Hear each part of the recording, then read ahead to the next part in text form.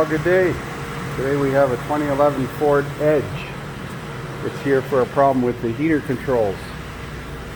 Blowing cold air on the passenger side, cold air on the driver's side, and warm air on the passenger side. I got both sides set at 32.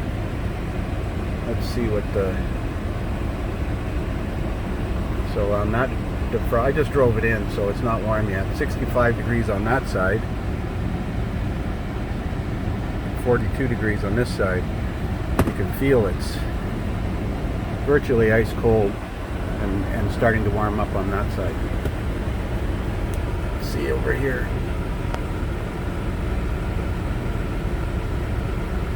.64 degrees on the passenger side and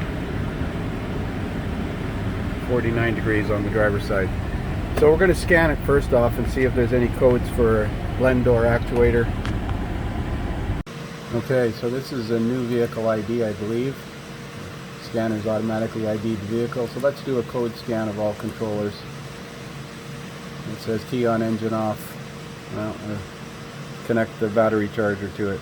Okay, let's go. We got the battery charger connected to it, key on, engine not running. We're doing a network code scan of this 2010 Ford Edge. Lost communication with accessory protocol interface. No codes in the HVAC system. That's a bad sign. That was fast. 15 controllers. This airbag memory code is not critical in my opinion. Okay, well, let's go into the heating, ventilation, and air conditioning system.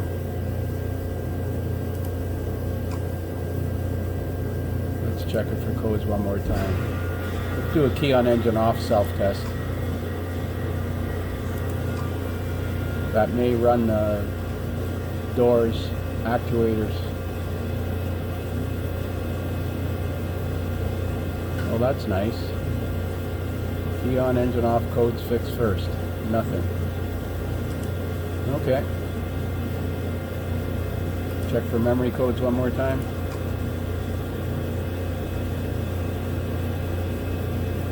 No codes. Let's look at data.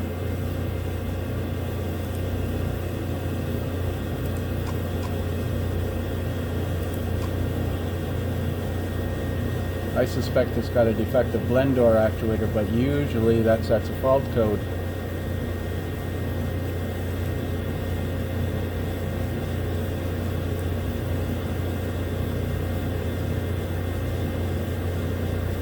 Okay.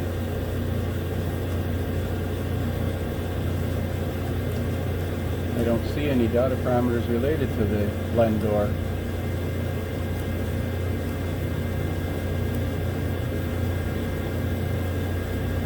Blower, defrost,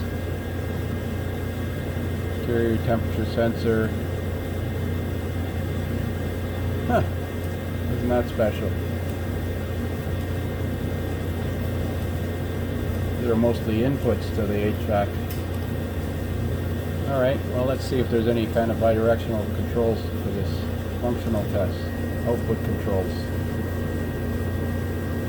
Air mode target position, left blend door position, right blend door position. Now let's try that. Key on, engine off. It is.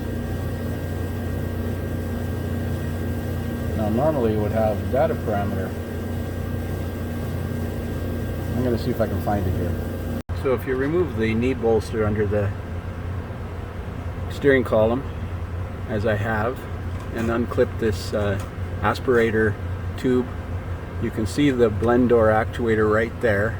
You can see that white link, and right now it's on max cold, 16 Celsius. I'm going to turn the temperature up,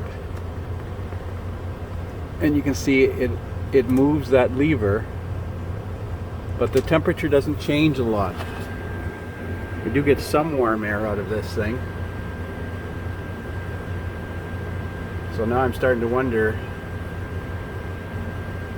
if there's a problem with the heater core or the mechanical rods, because it's not setting any codes. Now I'm going back to cold.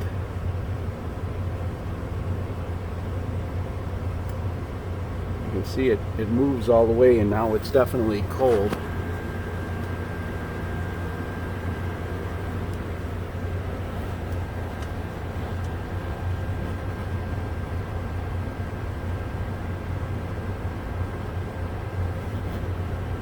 Let's put it back to cold.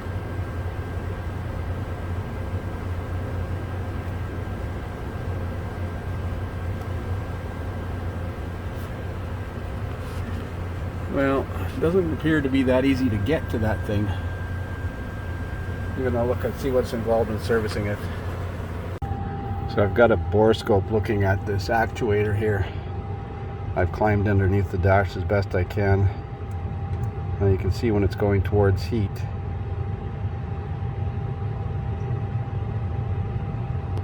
It doesn't go all the way.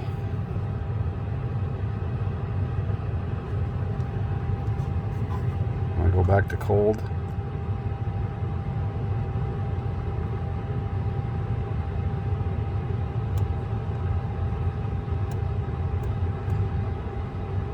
So it travels all the way through that cam. Now I'm going back to hot, and it starts to move up that dog, and then it stops there. I think it should go right to the end of that travel. So I think there's a problem mechanically with the blend door itself. So I took the blend door actuator off. There's 3 Phillips screws that hold it on. You can get at one of them through here with a long Phillips screwdriver. The other 2 you need to have a little ratchet like this. And I can physically move the door. And that's the end of its travel. And it's still cold or cooler on the driver's side.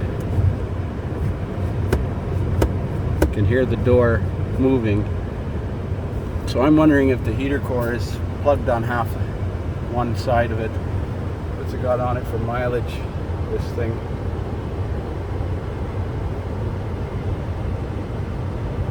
Low tire pressure warning on the dash. But the heater is lukewarm on the driver's side, and it's maximum heat. You can see that link. You can see the actuator moving. I'm going to put it to cold.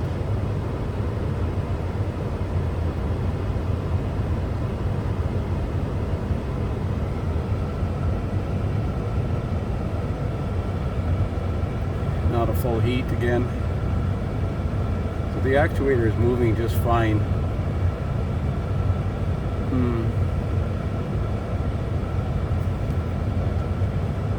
So here's my thought process. I believe this thing has a restricted heater core. The heater core pipes go in on the passenger side, and the core runs horizontal across. So I think the driver's side is partially plugged. Other heater cores that go in on the driver's side, it's the passenger side that plugs up first. So we're going to try and loosen off the heater hoses. Take the heater hoses off and try to backflush that heater core. That's not pleasant to reach in there. Plus the engine is smoking hot now because I've been running it. So I'm going to let it cool off. Here's my contraption for flushing heater cores. Got the water line coming in here and a shop air line coming in here, and 2 ball valves to control it. So I can run water like this.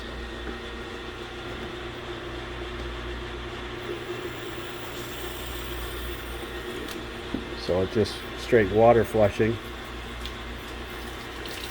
And then I'll show you what it looks like when I run the air through it. The water on. And air pressure. And you can see it goes in reverse.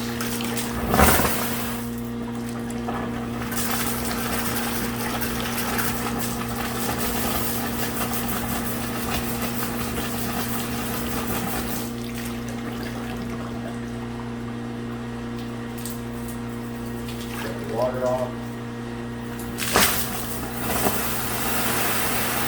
I'm going to put some CLR in it. Fill the heater core up with CLR and let it sit for a few hours. Let's see if we got anything out of it. So I blew air through the hoses so that there was no coolant or water in the heater core. And then you elevate this hose, fill the heater core up with CLR. You can see it's full because I poured it in that hose and it come out this one. So now I'm going to let it sit. In fact, I'm going to let it sit all night. And hopefully that dislodges some crap in there. Have a look in this pail and see how much stuff actually came out. It looks somewhat like there is some sediment in the water. That's why I used the white pail so that I could see anything that come out.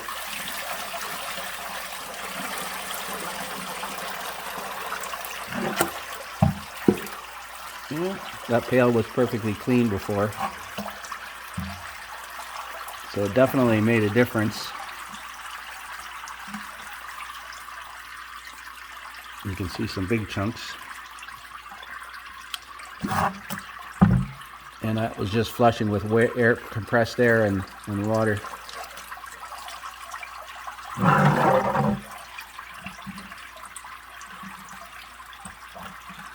Well, hopefully this improves it. Otherwise, it's heater core time. So it's back together and running. It's been running for about 10 minutes. If I look at the temperature of the right side, it's about 113. And 122. It's calibrating. 120. 122. Let's try this duct over here. 110, 109, 110. And how about the far side?